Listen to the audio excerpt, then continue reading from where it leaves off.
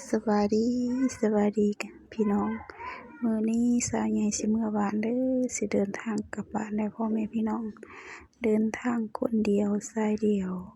พอดีว่านัดกับน้องสาวว่าจะเมื่อบ้านแต่ว่าน้องสาวน่ะพักวันที่10แล้วสาวใหญ่พักวันที่4สาวใหญ่ก็เลยว่าสิขอเมื่อก่อนเด้อเดี๋ยวไปพ้อกันอยู่บ้านเดินทางคนเดียวก็เป็นสิ่งเหงาๆเนาะมานั่งท่ารถประมาณ20นาทีสาวใหญ่ก็หาน้ำหาไหนกินเย็นๆเดี๋ยวมาแต่เฮือนพู้นพี่น้องเอ้ยเพื่อสิฮอดขี่รถอยู่ประมาณ20กว่านาทีนี่ล่ะเงินในกระเป๋าก็แห้งแต่ว่าคันเว้าเรื่องเมื่อบ้านน่ะก็ใจฟู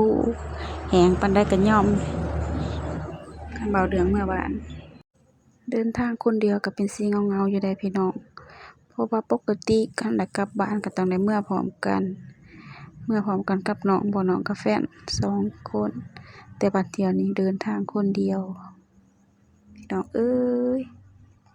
นั่งไปนั่งมาก็คือเห็นความดังความเก่า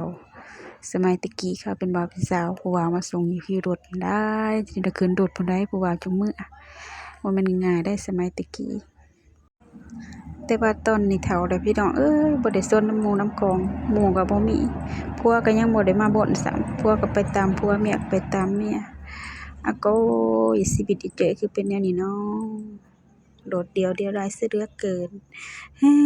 ขึ้นรถแล้วใจฮอดบ้านแล้วพี่น้องเอ้ย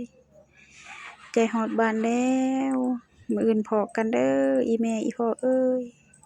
ลูกสาวหัวแก้วหัวแหวนมาแล้วพ้อกันมื้ออื่นนะจ๊ะหญิงแม่หญิงพ่อเจอกันเด้อจ้าโกโฮมจ้าจองรถก็ว่าสิจองรถคันงามๆพลาดจองมาแล้วซะบ่ตรงปกเจ้าก็ดอกสิมาเป็นตาเรือมุกเรือใจแท้บ่นอนก็สิแคบๆนอนแหย่กันกับเอื้อยข้างๆแล้วว่าอดเอาจังได๋ก็ฮอดแล้วว่าเขาก็ว่าบ่เป็นหยังรถแล่นไปมันก็อันนั้นดอกกว้างออกเองเขาก็ว่าสิแหละปลอบใจตัวเองสู้ๆเพื่อบ้านเพื่อสิได้กลับบ้านพี่น้องสิเป็นอีเจ้ยโกโฮมนนสวรรค์บินเดชนะจ๊ะ